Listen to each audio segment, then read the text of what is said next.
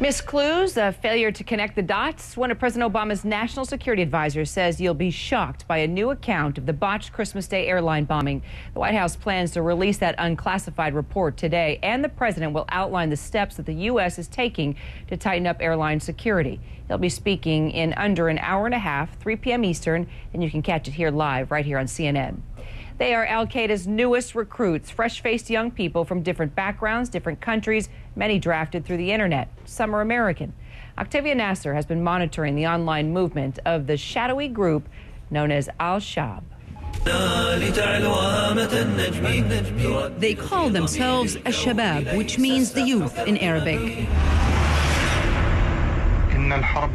They pledge allegiance to Osama bin Laden and his terror network Al-Qaeda and propagate Al-Qaeda's ideology.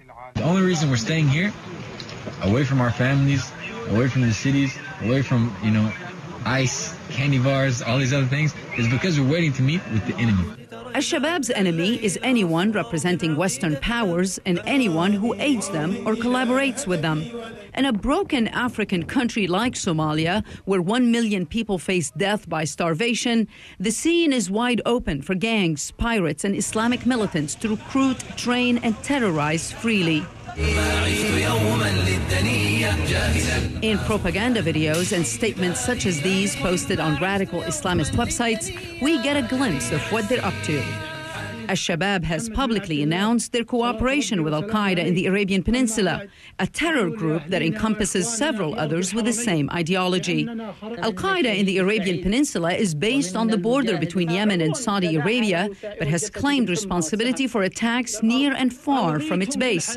The latest was the Christmas Day failed bombing attempt on a U.S. airliner. In a statement this week, Somalia's Al-Shabaab released these pictures of what it described as a graduation ceremony of its fresh recruits, trained and ready to head to Yemen to, quote, assist in jihad, their brethren of Al-Qaeda in the Arabian Peninsula. Cooperation among terror groups in Africa and the Middle East has been a known fact among counterterrorism experts and within the intelligence community.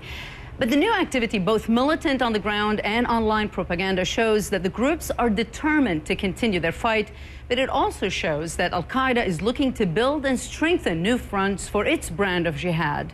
Octavia Nasser, CNN, Atlanta.